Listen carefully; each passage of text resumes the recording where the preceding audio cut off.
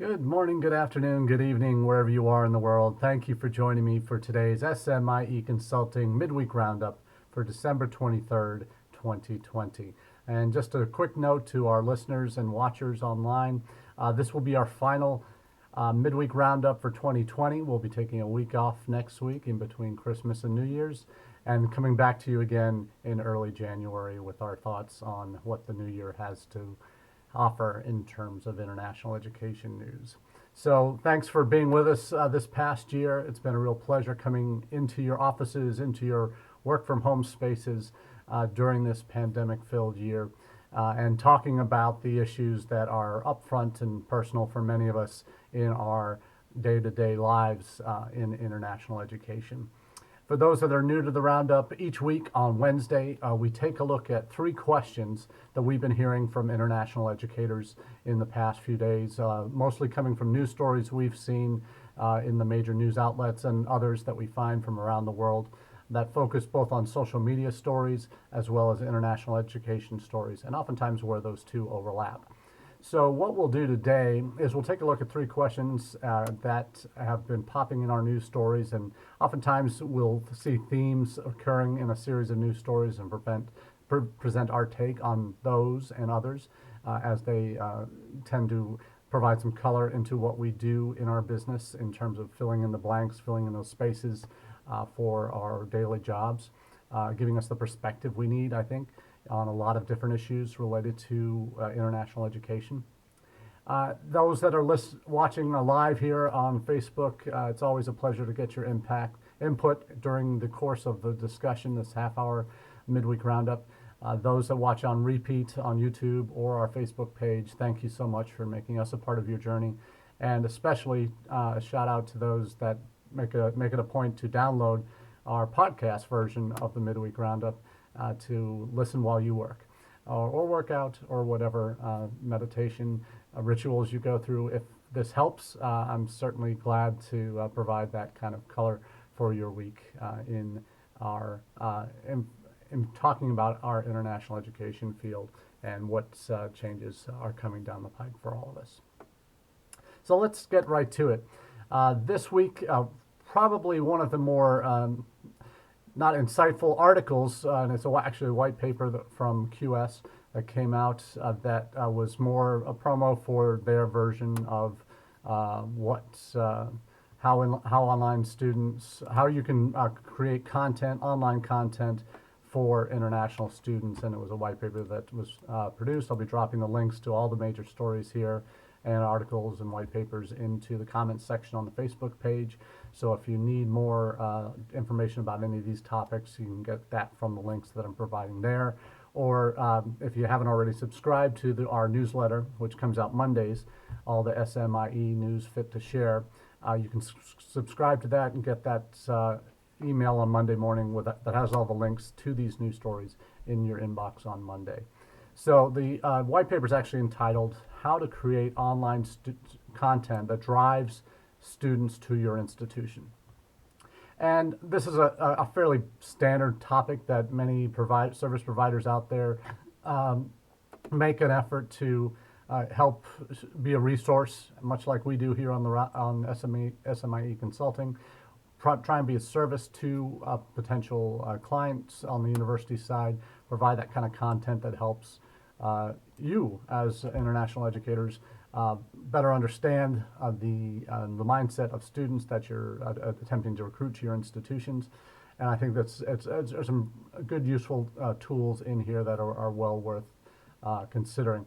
But what I found, just for general purposes, but what I found really important about the perspective that this QS report does give to international educators, particularly those of you on the international missions side, that taking a perspective, and this is something I'm talking about a lot in a series I'm starting in January for IDP Connect on, I'm using what I'm calling the 6 Ps of international or strategic international enrollment management. The first P is perspective, and having your student perspective, prospective student perspective understood in terms of where they're coming from, in terms of their process for determining what they're going to study, where they're going to study, all of that kind of fun details that help us have a better way and position ourselves as institutions better to reach those students. I think this is an important piece of that puzzle. The article, the white paper, really goes through the timing piece of content strategy in terms of messaging, when that goes out and the kinds of messaging that goes out, and where it helps informs institutions on where students are going to get the content that they need to inform their institutional searches, how to refresh your own institution, your online presence, talk about enhancing SEO with topic clusters and all that. Some good stuff in there. But what I want to pay particular attention to in this white paper is something they talk about is the student journey, and that is really informed for institutions in the U.S. for a long time when designing a recruitment plan. Oftentimes it's just a year at a time. We'll see how it goes and make adjustments after a year, and then not really have a comprehensiveness or a long-term vision for those plans that really doesn't help lead to a kind of a conjoined, comprehensive, integrated plan. So what this QS report helps me put in perspective, I think, is an understanding that we all know is true in international education circles, that particularly if you're at the SIO level, you know that students around the world that are looking outside their home country for study options, those numbers have grown dramatically over the last 20 years. Back in 2000, there were about 2.1 million globally mobile students. By 2019, that number was over 5 million. So it's been more than doubled in that time, 2.7 million to 5 million, I think, 5.1 million. So the numbers have doubled, more than doubled in that in a 20-year period.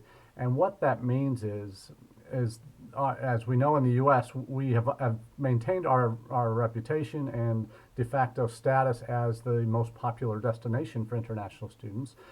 We went from 550,000 to well over 1 million international students in 20 years.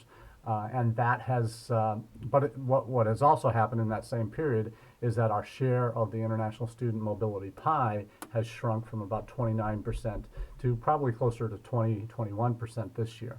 And that means, frankly, there are more players out there. International students have more options in terms of where they can go. Other countries have been ramping up their international student marketing efforts and recruitment efforts and being more comprehensive and cooperative in their approach towards international education. They've had, in many cases, Australia, New Zealand, Canada, UK, have had governmental support to make that happen. But they've also had to work, individual institutions have had to work very hard on their own to make things happen. Now, what the QS report does put into perspective for us is the kind of the funnel that we're talking about with prospective students before they even get to your individual institution. And this is that pre-funnel, pre-admissions funnel process that I think we all know about: stealth applicants, stealth prospects that kind of enter into our admissions funnel even as late as the application stage, when that might be the first time you hear about a particular student's interest in your institution. What I think is important, and particularly if you're doing list buys, TOEFL, IELTS names that you're buying, other test scores when they're available, if they're available, to get at prospective students before they become your inquiries, that you're actually marketing to them directly.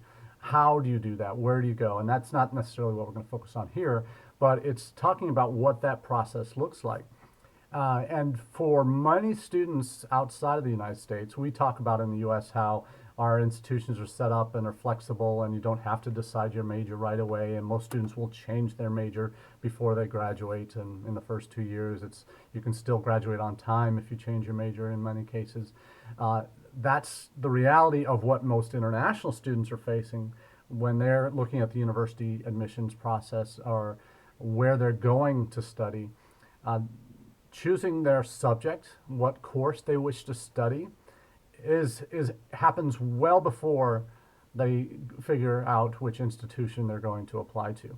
And that's really where it's a different mindset, frankly, for institutions in the US that are so used to talking about the flexibility of our programs, unless you're a specialty school like music or engineering or art, where if that's your only focus, then it makes it fairly clear that, hey, you're recruiting for music, you're recruiting for engineering. It's identifying who those prospects are. And if you have that early on enough in the process, while they're still prospects and you know that they've identified what they want to study, then you can really go after them.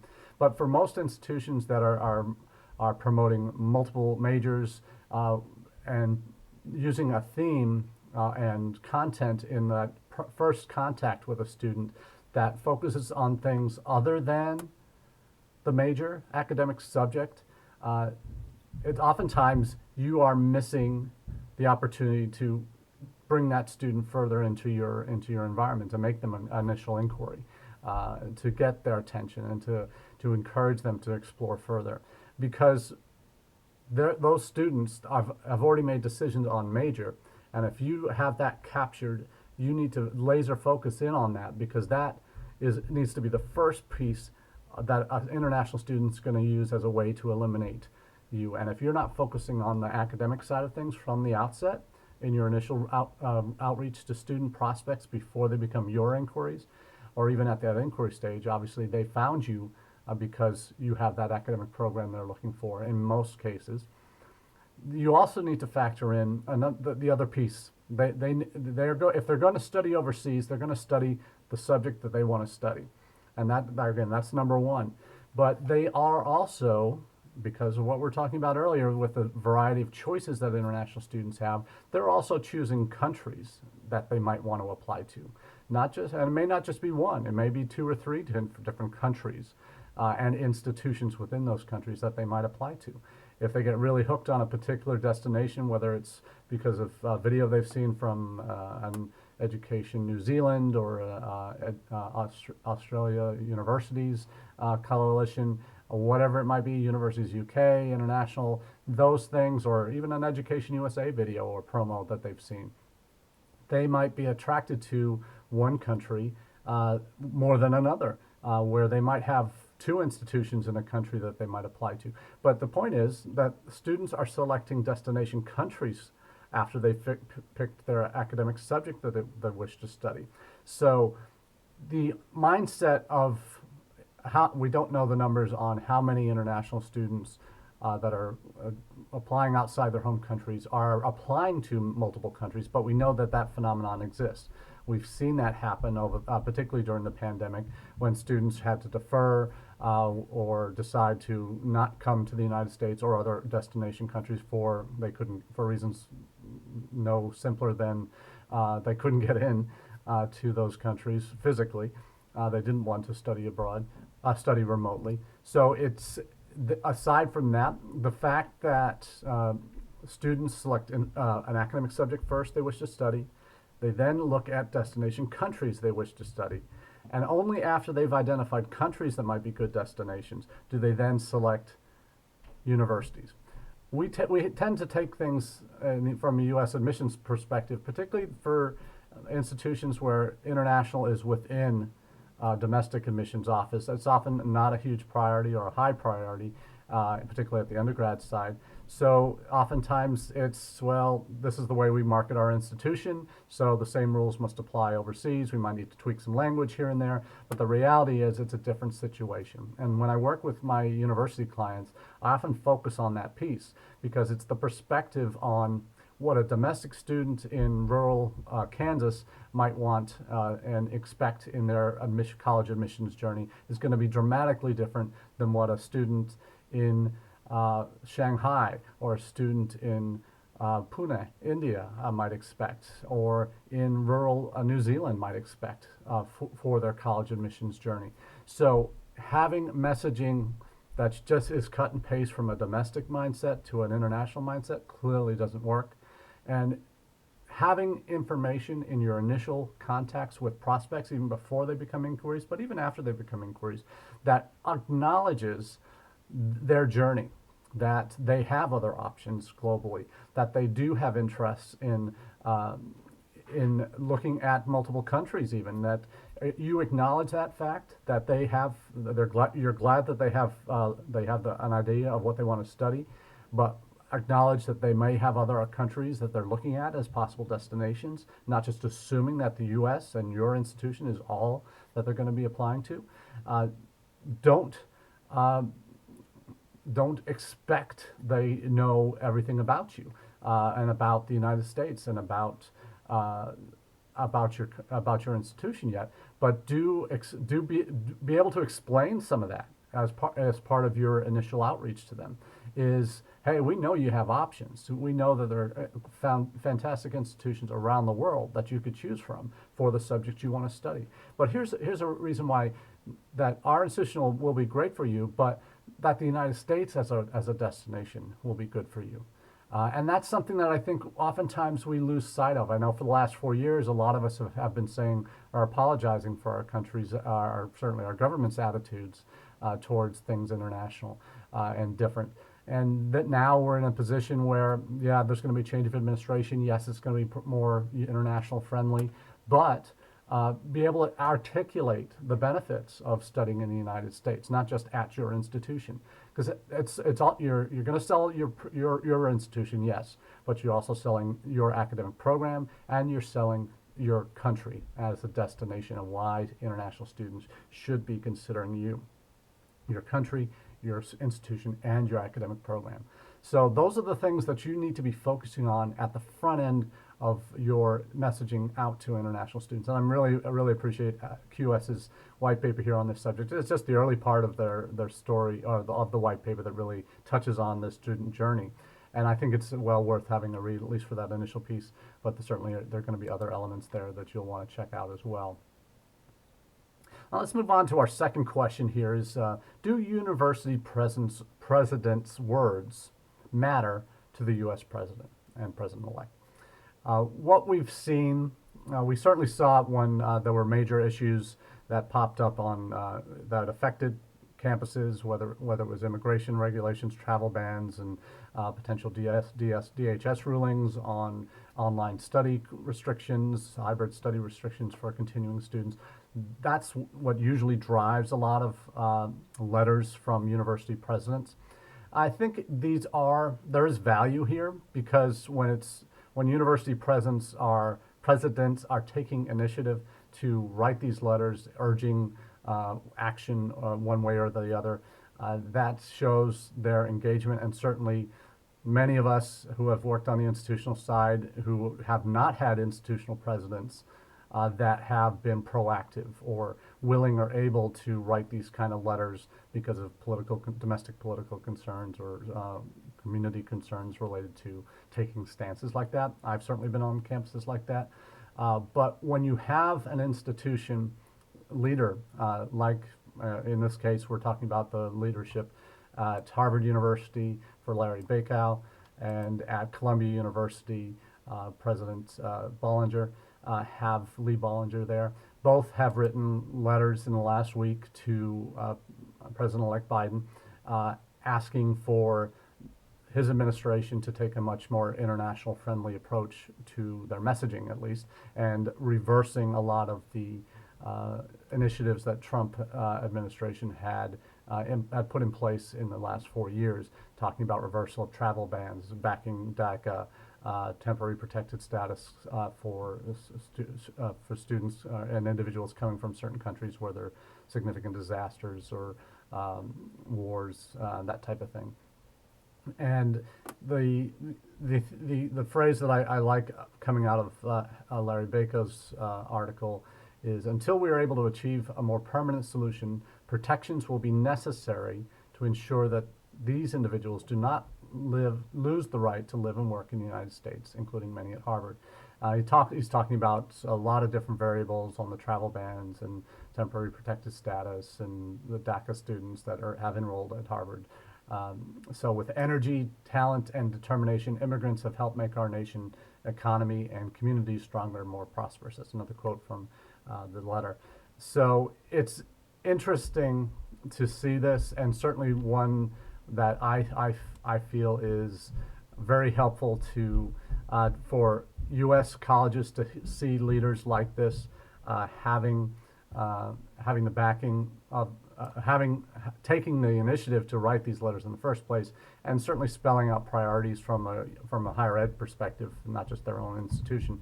So I think it's important that it's put in perspective that these, oftentimes when these letters are written, they're not just talking about their own institutional concerns, but are more trying to be more largely representative of higher education in the United States as ways that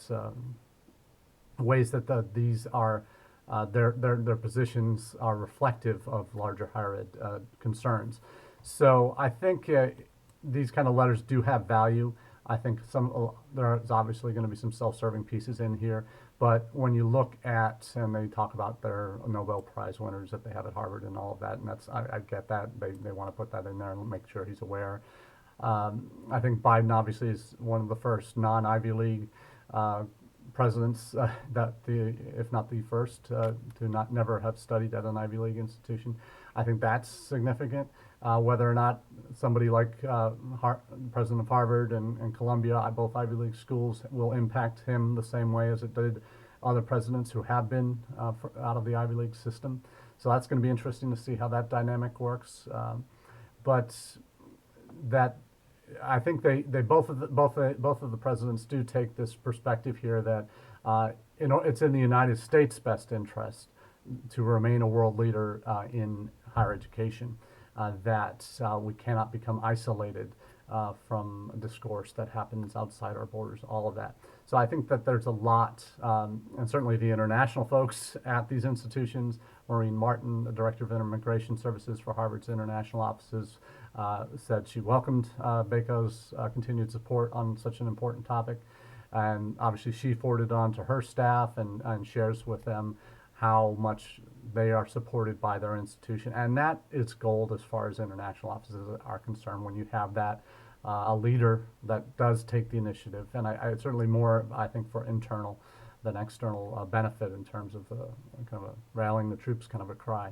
So kudos to both presidents, especially for Lee Bollinger's piece. He takes a much more critical tone and says that quote unquote costly and consequential federal policies have damaged American universities' ability to attract top talent from around the globe. And that's something that I think that will resonate with President-elect Biden, certainly as a message that up until Trump, international education was really a white hat issue in terms of political speak. And that means it was a bipartisan issue, that it was clearly seen as beneficial to all sides on the political spectrum in terms of the value of bringing students in from overseas, sending our students overseas to study. All of that has traditionally been a white hat issue. It certainly went a very different direction in the last 4 years. And now we're hoping for a return to a more traditional interpretation of international education, perhaps a heightened value be placed on international ed. And I think that's part of what both presidents are gearing their messaging towards the president-elect. So it's talking about the restrictions that have been put in place and the damage done, and the reputational piece, and just the physical ability for international students to enter the United States and begin their studies, all of that. So I think there's Bollinger has a list of about 7 things that are fairly standard that we've talked about here on the Roundup before.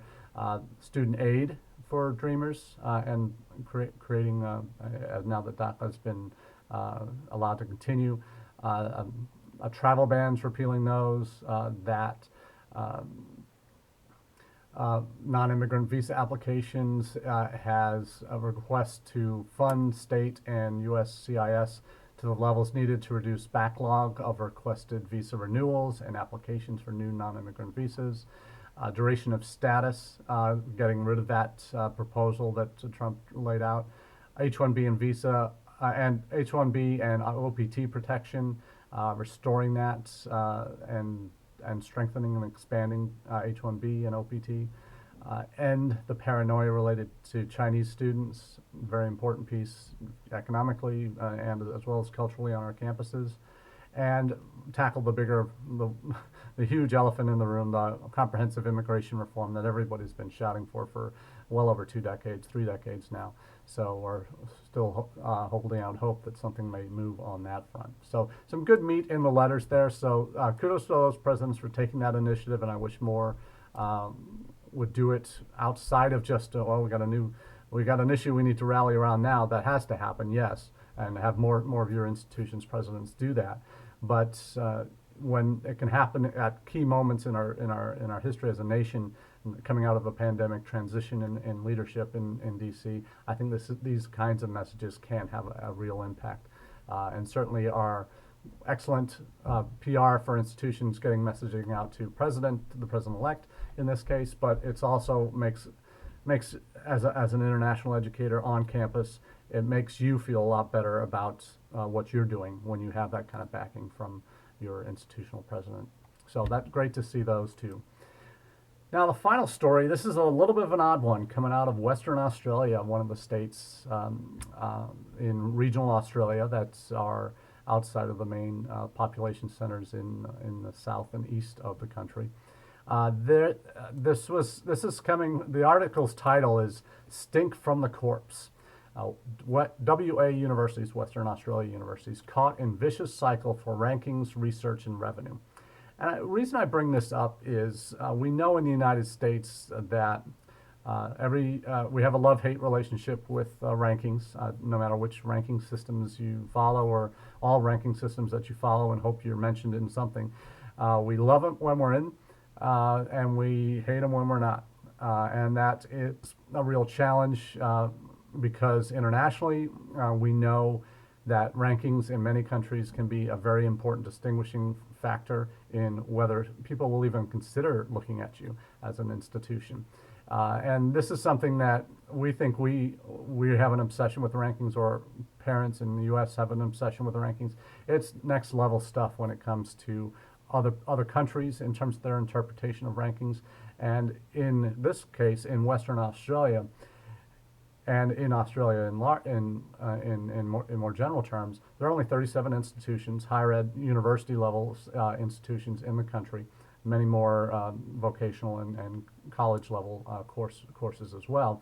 But there are 4 public universities in Western Australia. And academics from 3 of the 4 public institutions there are calling for a royal commission into higher education as an obsession with university rankings and publishing research is overtaking their fundamental mission to deliver quality education to students. And what's driving that? What's driving this drive for over-focus or hyper-focus on rankings and research? That's the fear is that because many of the institutions in Australia are driven by dollars, as are all institutions, frankly, but have gone in many students' eyes or many practitioners' eyes, are going all in on international to the detriment of what their primary focus is in terms of education. That they're pursuing this international money and that leads to federal research funding has turned them into what they call research businesses in this article. So there's whistleblowers that have that suggest that some of the state's most important institutions are caught in this what they call a vicious cycle of chasing expensive researchers and getting more research papers published in prestigious journals in order to climb global university rankings, which in turn delivers lucrative international students whose fees in turn help fund more research. So again, that vicious cycle piece. So rankings mean everything for these Australian universities because that's how they generate the student interest in their programs, particularly in China, that lead to and India and other countries that lead to the revenue that they charge over the top fees for from their international audiences. So a lot to think about, and I bring this one up just to say rankings impact every country that's serious about international education, and some countries more than others in terms of that vicious cycle piece. I don't know if we're to that level of hyper-focus on the research funding and impact on global university rankings. I don't think we're, as other than the top level folks that are already up there, are worried about those kind of things. But interesting discussions today. Looking forward to continuing the conversations in 2021. But that's all we have for now, and we look forward to chatting again in the new year. Have a wonderful day, and happy holidays.